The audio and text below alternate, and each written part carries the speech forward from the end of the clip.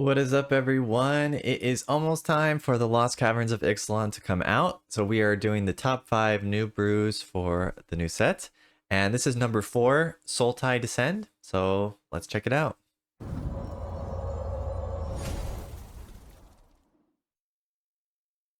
Before we get into the deck tech, just a reminder, we have the early access streamer event on November 9th and 10th. I plan to be streaming over on Twitch from the 9th, 5 p.m. to 11 p.m. PST. Hope you can make it out, and if you do end up missing it, fear not, I will be posting those games onto YouTube. So, yeah, hope to see you there. All right, so Sultai Descend. We had a Sultai self-mill deck in the last set. This is just a strict upgrade of that deck, because Descend mechanic really synergizes well with what we had going before. So the new additions that we got, Stalactite Stalker. This is, let me make it a little bit bigger so it's a little easier to read.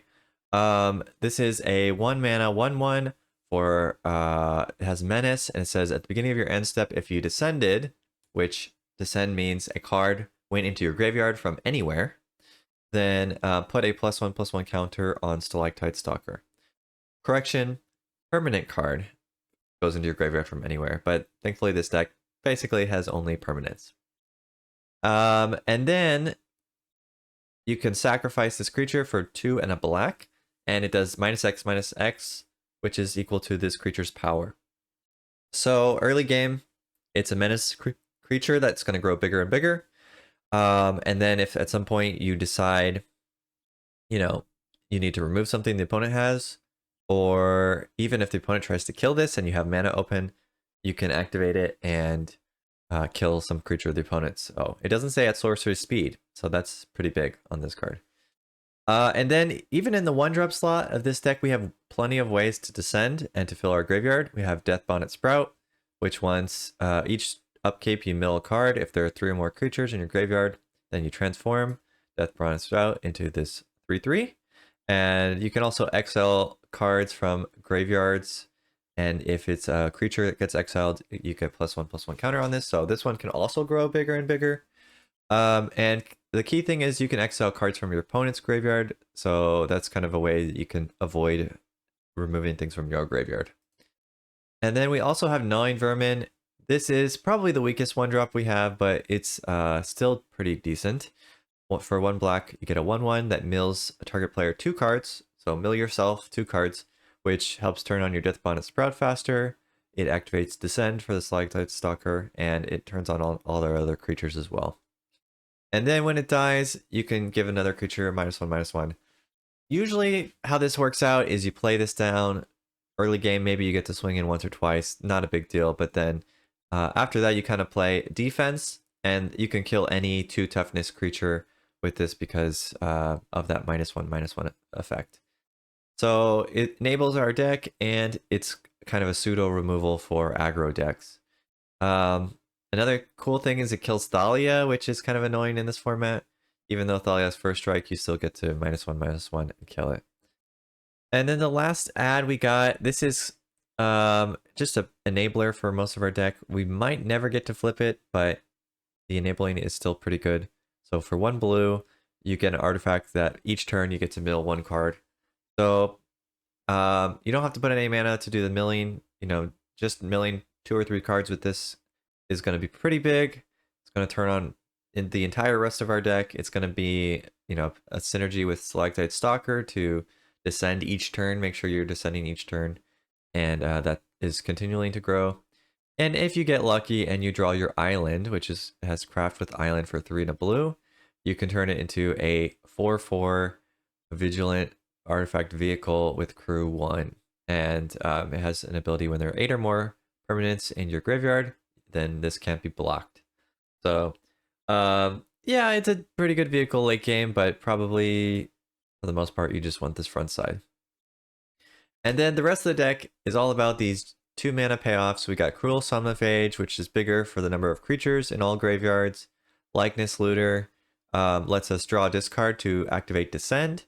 It can also turn into anything in our graveyard, so it's going to turn into any of these other 2 drops that get put into our graveyard. It also has flying, while these ones don't. So in some cases, it's even better than the other 2 mana payoffs. Um, the other ones we got are Urborg Lurgoyf, which is 1 in a green, where it gets star and 1+ star, which is the number of creature cards in your graveyard.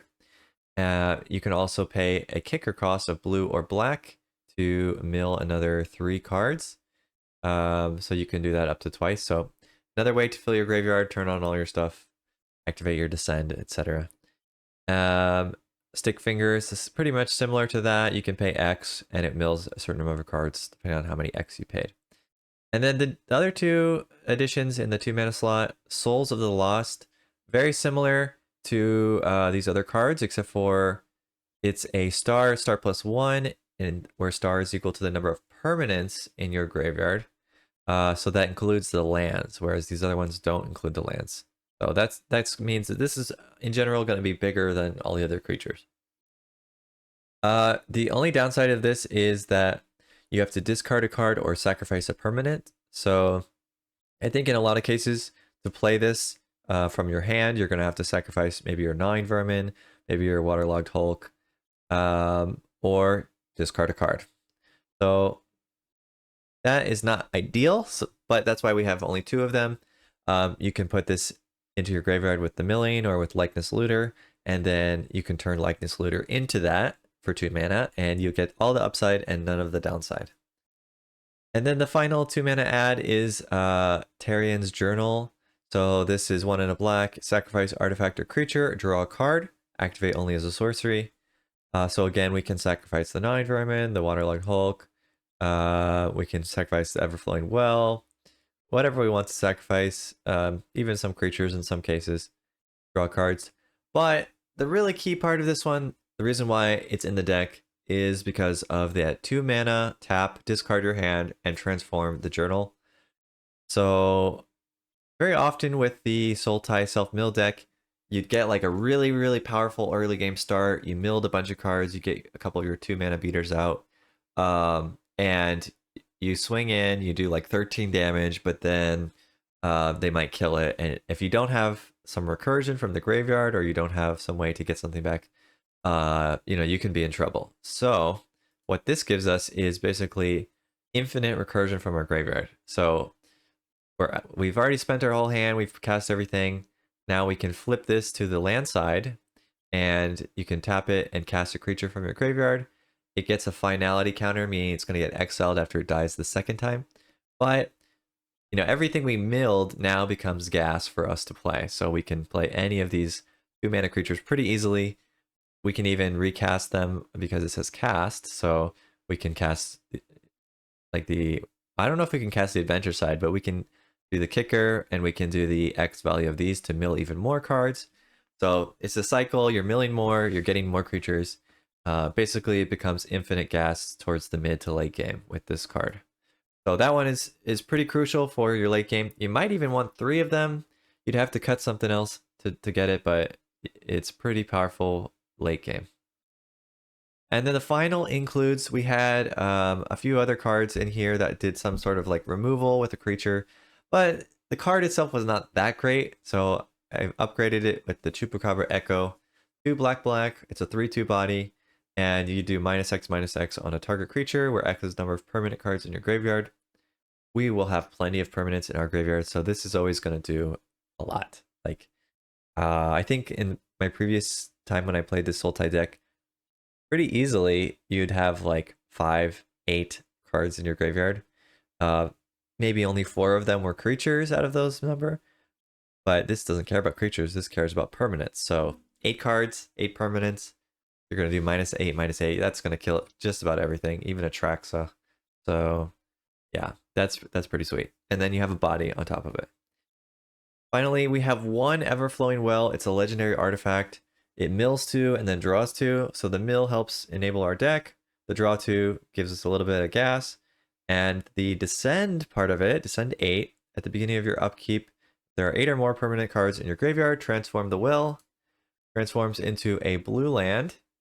And it says whenever you cast a permanent spell with the mana produced by the Myriad Pools, up to 1 other target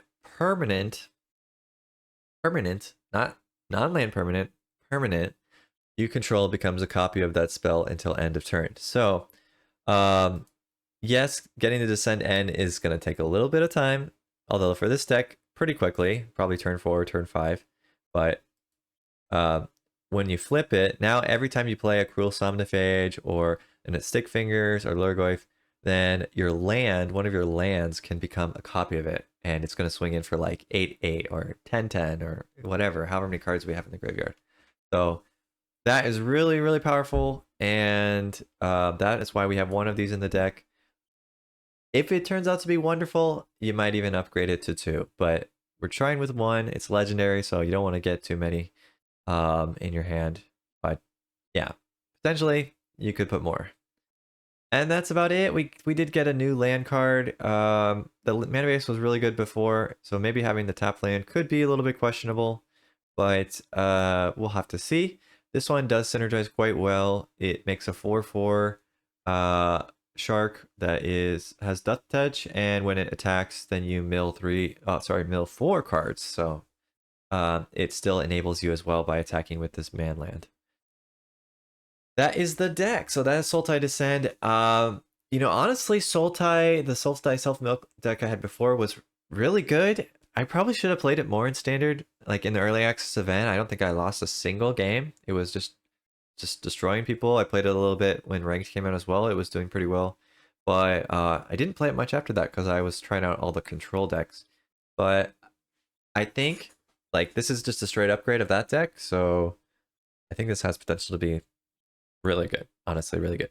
And maybe a few cards will get tweaked, like I said. Maybe the Waterlogged Hulk is not worth it. Maybe Souls of the Lost is not worth it, and you just want to have another journal or something like that. But I'm sure that this is an upgrade of the previous deck, so it's gonna be good. It's gonna be good. We'll just have to see how good. All right, that's it for number 4. We got 3 more on the way for the top 5 new brews, and the early access event, as you saw, is coming up real soon, so hope to see you guys there. Till next time, see ya.